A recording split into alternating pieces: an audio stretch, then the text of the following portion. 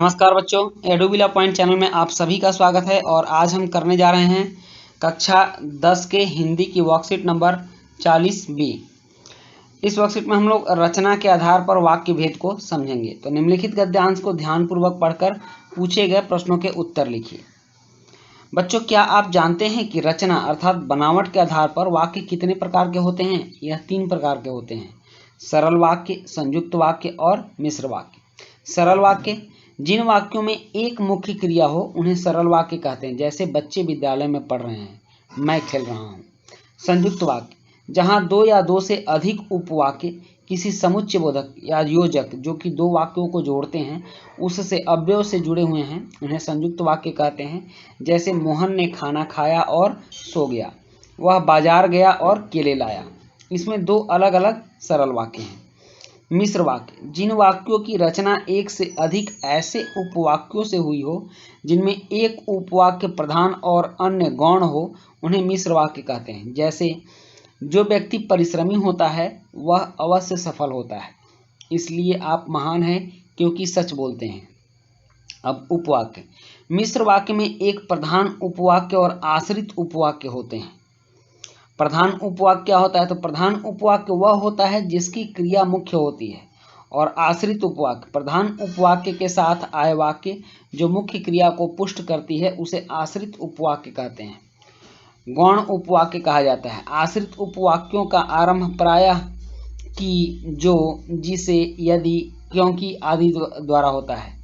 मिश्र वाक्य में प्रयुक्त होने वाले आश्रित उपवाक्य गौण उपवाक्य 3 प्रकार के होते हैं। संज्ञा उपवाक्य: जो उपवाक्य प्रधान उपवाक्य की किसी संज्ञा या संज्ञा बंध के स्थान पर प्रयुक्त हुआ हो उसे संज्ञा उपवाक्य कहते हैं। इसकी पहचान है: सामान्य रूप से संज्ञा उपवाक्य की से प्रारंभ होते हैं। विशेषण उपवाक्य: जो आश्रित उपवाक्य प्रधान उपवाक्य की किसी संज्ञा या सर्वनाम की विशेषता बताता हो उसे विशेषण उपवाक्य कहते हैं। पहचान के लिए: सामान्य रूप से विशेषण उपवाक्य जो अथवा इसके किसी रूप जिसने, जिसे, जिससे, जिसको, जिनके लिए प्रारंभ होते हैं। तो इससे जो प्रारंभ होंगे विशेषण उपवाक्य कहलाएंगे, की से जो प्रारंभ होंगे वह संज्ञा उपवाक्य कहलाएंगे।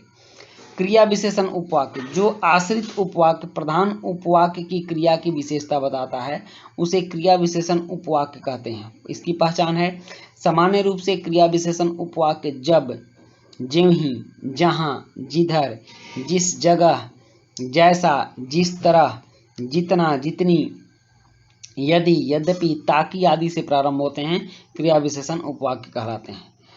अब हम रचना के आधार पर वाक्य भेद को अभ्यास के माध्यम से सीखें।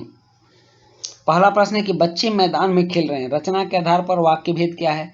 तो यह बच्चे मैदान में खेल रहे हैं, यह सरल वाक्य है, इसलिए ऑप्शन क इसका सही उत्तर होगा। प्रश्न 2 है कि छुट्टी हुई और हम घर को भागने लगे। रचना के आधार पर वाक्य भेद क्या होगा? तो यह संयुक्त वाक्य है, इसलिए आंसर ग इसका सही उत्तर होगा। शिक्षक ने कहा कि कल छुट्टी रहेगी। रचना के आधार पर वाक्य भेद क्या है? शिक्षक ने कहा कि कल छुट्टी रहेगी। तो आपने देखा है कि यह इसमें की लगा हुआ है, तो यह संज्ञा उपवाक्य भी है, तो यह मिश्र वाक्य होगा। प्रश्न 4 है कि मेरी माँ चाहती है कि मैं अच्छा नागरिक बनूं। उपवाक्य के भेद लिखिए। तो आपने पहचान में क्या देखा कि जिसमें की लगा रहेगा वह संज्ञा उपवाक्य होता है, तो यह संज्ञा उपवाक्य होगा। 4 का क उत्तर होगा। और 5वां, मैं जानता हूं कि बारिश होने वाली है।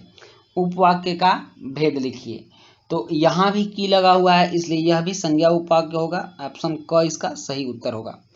तो अब नेक्स्ट है गतिविधि है कि रचना के आधार पर वाक्य भेद का अभ्यास करें। तो रचना के भेद पर यहाँ वाक्य भेद दिया गया है, आप इसका अभ्यास करेंगे।